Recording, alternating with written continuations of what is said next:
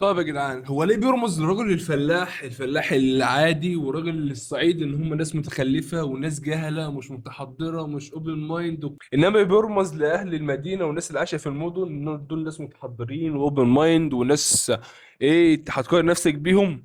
تمام.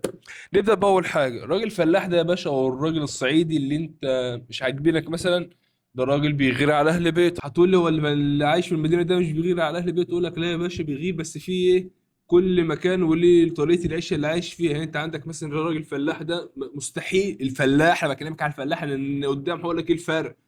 الفلاح والصعيدي ده مستحيل تلاقي مراته ماشيه ببنطلون في الشارع، لان البيئه يا باشا اللي هو فيها مستحيل حد ماشي ببنطلون. واللي انتشرت دلوقتي بس مش كله، دول ناس دخلة علينا احنا الفلاحين. دول ناس دخل جايين من البندر، مش عارفين يعيشوا في البندر، جايين يعيشوا في الفلاحين. ليه؟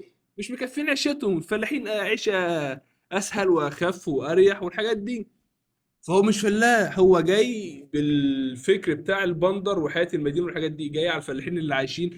واحد بيغير على مراته بتلبس، مستحيل تلبس بنطلون، هي العباية او الفستان او فاهم حاجات. ما تلاقوش بيعملها، بيغير على بنته ما يخليهاش تلبس بنطلون وهي صغيرة. مستحيل يلاقي بنته، ممكن بنته وهي صغيرة ايه، اللي هو السن لسه اصلا ما فيش ملامح لها بانت، انما اول ما ملامح جسمها تبان يا باشا صباح الفل تلاقي البنت اتغربلت بالفستان لابساه او البروج او العباية او ما تبينلاش حاجة. تيجي بقى على الجنب التاني، الكلام ده على الفلاحين والصعايدة، تمام. تيجي بقى يا باشا على الجنب التاني، اهل المدينه ده يا باشا البيس دول بتاعهم بنطلون وتيشيرتات وحاجات. البنات بتلبس بناطيل غريبه، مثلا تلبس هدوم غريبه. مثلا تلاقي البنت بدات اول حاجه شويه شعر من هنا باينين، شويه لا الشعر كله رجع. حتى عارف انت الترند بتاع البنات اللي بتشعر على التيك توك، اول حاجه الطرحه بتبقى هنا شويه بقت هنا شويه بقت هنا شويه هوب شالت الطرحه كلها. ده نفس الفكره. شويه البنت تبقى لابسه ماشيه من الفلاحين مثلا او من الارياف راحت المدينه، شويه كانت بنت محجبه قلعت الحجاب، لا كان لبسها واسع بقى لبسها اضيق، كان لبسها ما فيهوش حاجه مش محتشمه، دلوقتي لبسها اصلا مش محتشم كله. قلعت شو هوب كان بتلبس مثلا تيشيرتات او بلوزات او اي حاجه لحد هنا، شويه الرقبه دي بانت، شويه نزلت هنا، شويه هوب الصدر بان. ايه يا عم مين يا بنتي انت، معزه مين من المعيز اللي طايره في البلد كده ومش هنلاقي لهم حاكم؟ انت معزه مين من المعيز دي؟ واحد هيجي يقول لي طب ما الفلاحين فيها ومش، اقول له بص اقول لك ايه، الفلاح اللي بقول لك كل واحد عارف بيته وفيه وما فيهوش ايه. الفلاح يا باشا اللي هو عنده ارض، مش جاي قاعد في الفلاحين ولا الارياف، ده يا باشا ده اصلا اقصى همه ايه، ده اقصى امل ليه يا باشا، هو يفلح ارضه ليه وظيفه يجوز بنته صباح الفل يسطرها، مش عايز حاجه تانية. مش اقصى همه يروح يجيب الايفون الجديد يا باشا، الايفون 17 برو ماكس ولا لسه 26 الترا. دي بالنسبه له رفاهيات مش عايزها. هو لو جاب لي نفسه عربيه ابو حصان ولا عربيه كارو يا باشا تساعده في ارض صباح الفل، مرضيه معاه وقضيت خالص.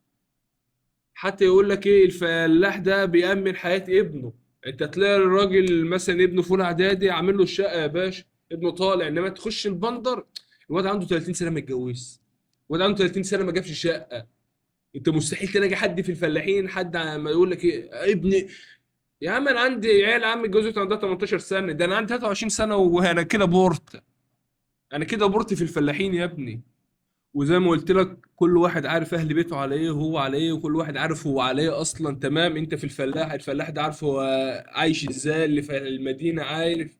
هتقول لي يعني مفيش ناس في المدينه عارفه وبناتها مش بتلبس؟ اقول لك يا باشا الا ما رحم ربي، في بنات لابسه بسم الله ما شاء الله، لبس حجاب اسلامي مفيش زيه، 10 على 10. وفي ناس في الارياف يا دين امي، عارف انت هو شبع بعد جوع، ما بيصدق، ما بتصدق تقلع تلاقي قلعت لك كل حاجه. ارحمونا الجو حر. سلام.